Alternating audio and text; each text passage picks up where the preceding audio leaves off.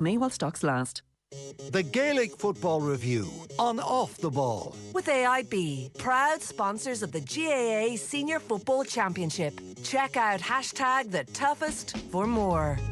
Now, we won't be able to focus on every game from the weekend, but it is worth mentioning for sure. It was an extraordinary one in Leinster. Wexford, third from bottom in Division 4, beat Offaly by 3 points. They scored 1-7 without reply in the second half. They'll play Dublin in the quarter-final next weekend. Shane Roach, 34 years of age, replaced Paul Galvin and seems to have done a great job. John Mahon, incredibly gracious afterwards, said Wexford fully deserving of the win. Then we had Wicklow scoring just the 5-15 against Laois in Aughrim, a 6-point win there, also extraordinary. And Louth with Sam Mulroy to the fore, 5-10 on the scoreboard against Carlow, so a 15 points win, and they will play Kildare next week. So we'll get back to the Leinster counties in due course. That caught the eye for sure. Yesterday then in Castlebar, it was live on TV. Galway survived a late onslaught. Mayo 16 points, Galway 114. Billy Joe Padden with us. Hey Billy Joe. Good evening, Joe.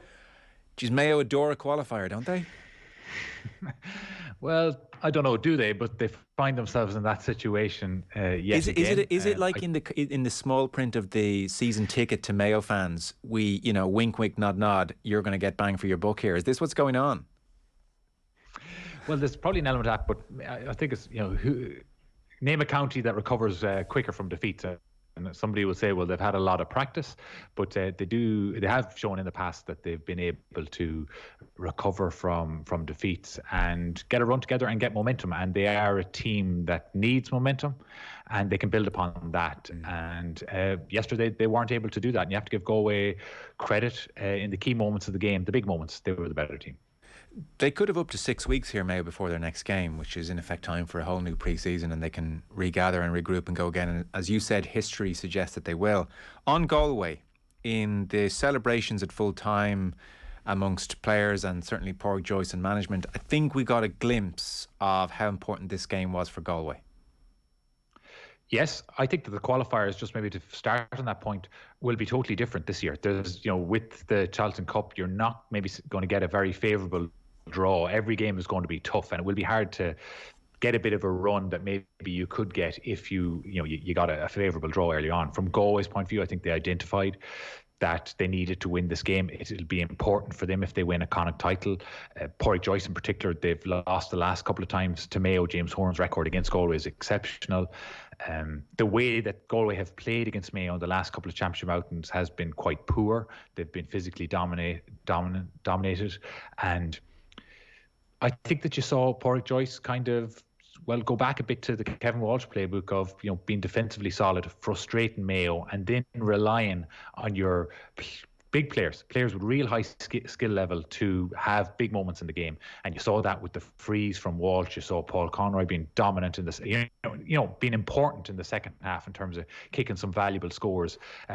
He's a player that's in real top form, and he showed great character because he didn't have his greatest half in the first half. And then Comer was a menace throughout wherever he was on the field. He's such a complete footballer, so physical, so powerful, great ball carrier as well.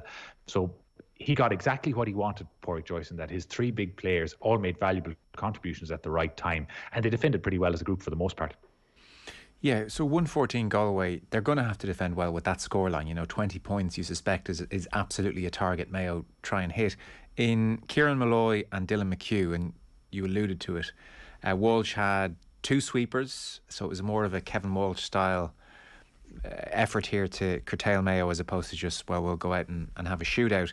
And those 2 seemed very effective. And what's more, too often in the modern game, you see sweepers just sweep and never actually make contact. And we might talk about Armagh in a minute's time, not making contact enough with Donegal forwards. Malloy and McHugh really picked their moments and went in and attacked ball when it was near them.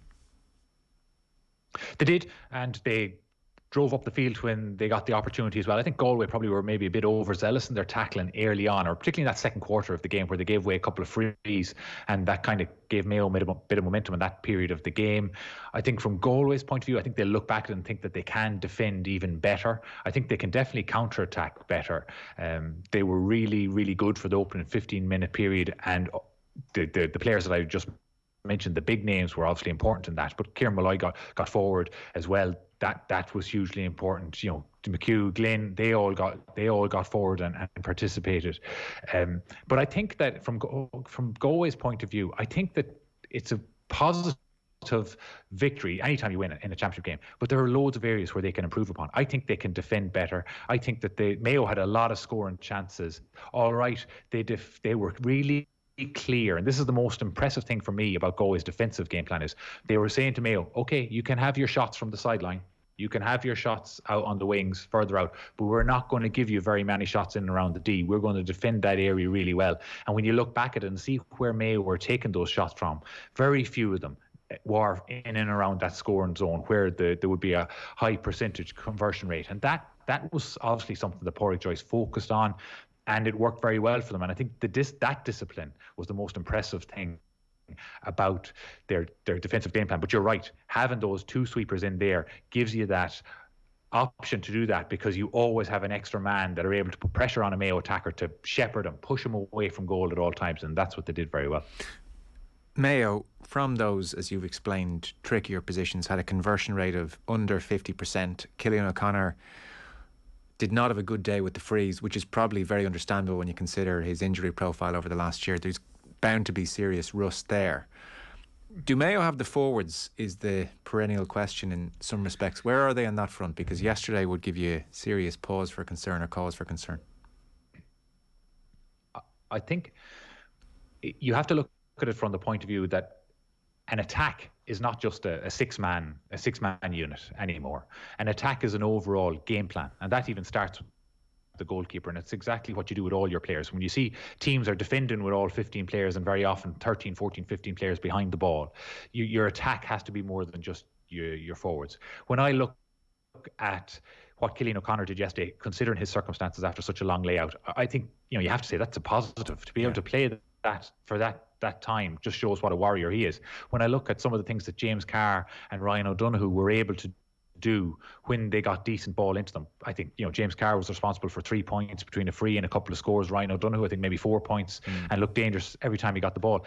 I don't think you can question their ability on yesterday's performance. What you can question, though, is there an overarching attack plan that's a 15-man job to put these players in scoring or more advantageous positions more often than not. And as I mentioned, when you look at where Mayo were taking the shots from, they were pushed out wide. The thing that stood out for me, particularly in the first half, is when they would play the ball into Ryan O'Donoghue or Jason Doherty, who was in the full forward line those early stages. Galway had so many men back with the double sweeper that it was going to be very difficult for that first player to get a shot away. But what let Mayo down then, there wasn't an option for a layoff quickly beside Jason Doherty so that he could move the ball maybe 7-8 yards to the left or right. Maybe that player would then have a shot. It might take that the ball needed to be moved again for another player to have a shot.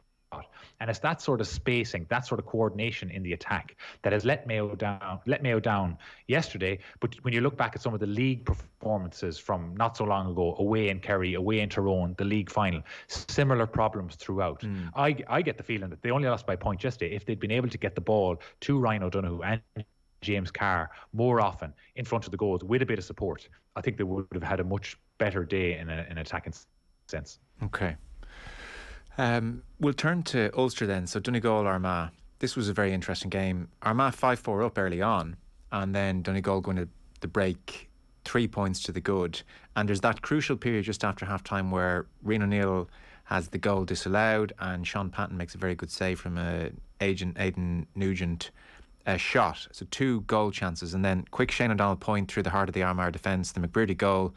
And suddenly it's a 7-point lead and it's game over, good night, and ultimately the result finishes up with a 7-point deficit. So you obviously would have a real feel for Armagh. This, over McGeeney's 8 years, unfortunately for him, is becoming a trend now. These Ulster Championship matches not working out very well. Yes, no one can argue with the record. I think you have to point out at the start that I think Armagh are much improved, based on their league performance over the last couple of seasons. But again, on Sunday, probably the same issues let them down. I think there was a real absence of physicality in the middle of the field when it is necessary, when the ball is in the air, when they were under pressure under their own kick out, when they were forced to go along with their own kick out. They weren't able to pick up enough breaks. They weren't able to win enough clean possession there, and that just put them under severe pressure. And some of the things that I was talking about in terms of Mayo and that coordination in attack, you didn't see any of that from Armagh either. Armagh generally are a bit more direct than many teams in Division 1 in that they're willing to kick the ball in. It wasn't Rian O'Neill's best day. They weren't able to get good long possession, kicks into him in space where he could put defenders under pressure. And then when the scores you pointed out from Donegal's point of view, where in the second half Donegal were much improved in terms of their coordinated play. The McBrearty goal is a really good example of that, where he has the wherewithal to realise where the space is, where his teammate is, play the pass, follow it up. That sort of 1-2 combination play is the only way you can create opportunities when you're playing against congested defences, and it was a really, really good piece of play. Donegal in the second half, their counter-attack through the middle of the field, something they've done very well for a number of years, was very incisive, very direct, really cut Armagh to shreds. Understandably, because Armagh were under pressure with the wind, trying to claw back a deficit. But I think the main thing for me, the disappointment for Armagh, was that lack of physicality, that lack of traditional midfield play on your own kick-out, where you recognise at times that you will not be able to get a short kick-out. The high behind camera that the BBC used on it was quite useful in watching it, because Donegal were totally zonal, waiting, kind of baiting Armagh to go for these long kickouts to the wings, and when they did, they got 3 or 4 bodies there real quickly, punched it down, won it cleanly, or were there for the breaks, and Armagh under pressure straight away. I think that you got to give Donegal credit in that regard, that they were really aggressive throughout the full 70 minutes on the Armagh kick-out, and it's something that has hurt Armagh in some of the league games as well. So it's obviously an area of weakness that Donegal wanted to attack.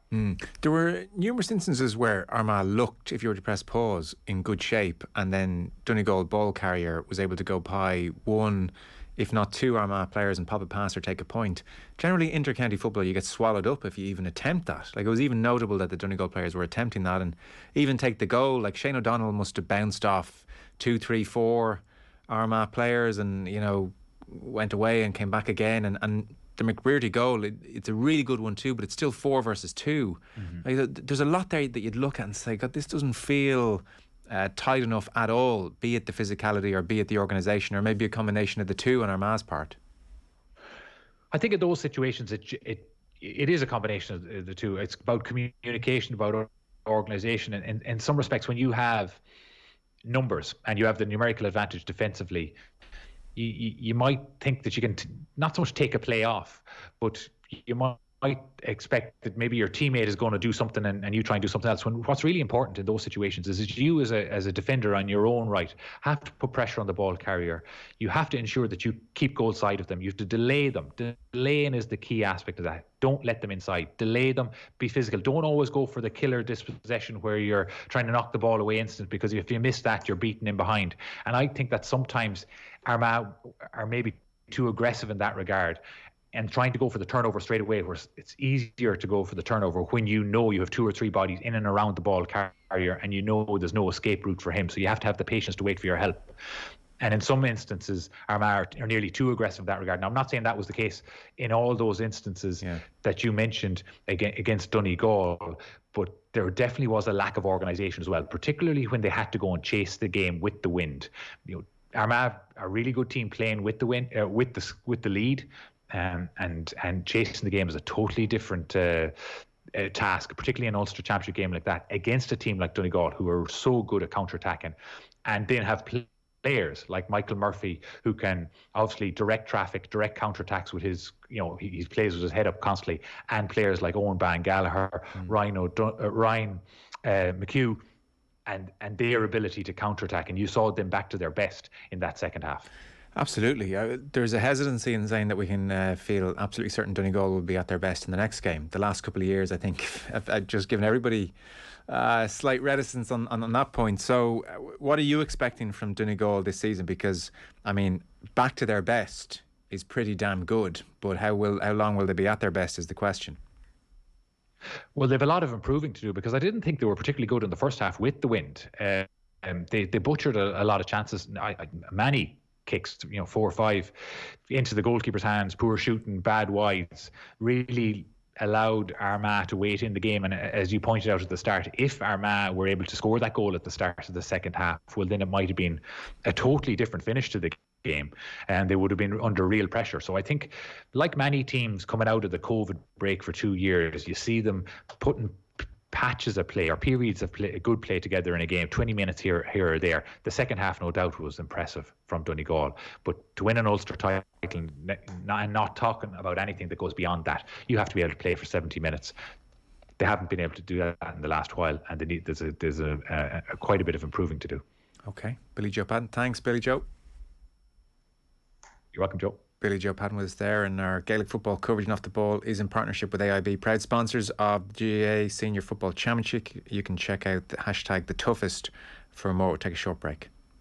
The Gaelic Football Review on Off the Ball. With AIB, proud sponsors of the GAA Senior Football Championship. Check out hashtag The Toughest